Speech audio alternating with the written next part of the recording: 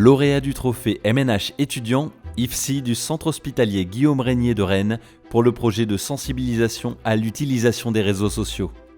Le cyberharcèlement touche les enfants dès leur plus jeune âge. Sur ce sujet sensible et actuel, le centre hospitalier Guillaume Régnier décide de jouer son rôle de prévention de manière ludique pour que les messages soient entendus et compris par la génération Internet.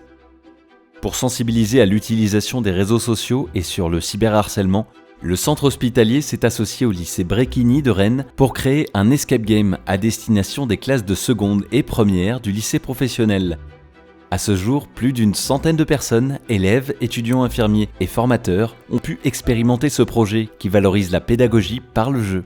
Le sujet du cyberharcèlement, il s'est fait en collaboration avec un lycée dans lequel il y avait des problèmes justement de harcèlement. C'est un sujet d'actualité parce que les réseaux sociaux prennent de plus en plus de place auprès de jeunes, de plus en plus jeunes et qui ont parfois du mal à discerner leur vie publique de leur vie privée. On a choisi la forme de l'escape game parce que c'est quelque chose d'original qui permet de marquer les consciences.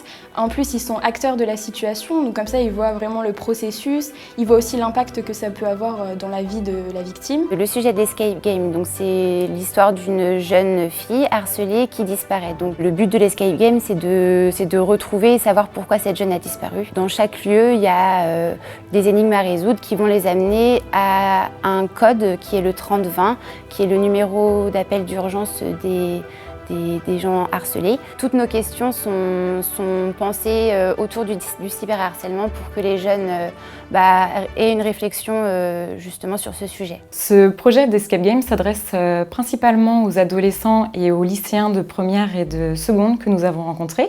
Cependant, il est totalement adaptable à un public plus jeune. Le retour des participants était très positif. Les lycéens sont venus nous voir, même à la fin de notre intervention, pour nous dire qu'ils avaient compris des choses, qu'ils avaient eu une prise de conscience. Ça fait prendre conscience également que en fait, chaque personne a un rôle dans la situation et que même si on n'est pas forcément le harceleur mais qu'on est témoin, on a aussi son rôle à jouer et une responsabilité dans l'histoire. Le but de notre action, c'est vraiment de sensibiliser les jeunes sur le harcèlement. Et c'est vrai que quand on fait ça de manière ludique, avec un jeu, en les faisant réfléchir, avec des énigmes, avec après un moment de débat avec eux, on a trouvé que ça avait eu beaucoup plus d'impact qu'une intervention standard en fait. Le fait d'être lauréat de ce trophée est très valorisant pour notre projet, très valorisant également pour l'IFSI et les formateurs qui se sont investis à nos côtés. Quand nous avons appris la nouvelle, on était très fiers et ils étaient très fiers de nous aussi. Alors la suite, oui, on aimerait bien continuer à le porter parce que c'est quelque chose qui nous tient à cœur, parce que ça reste un sujet grave et malheureusement très actuel.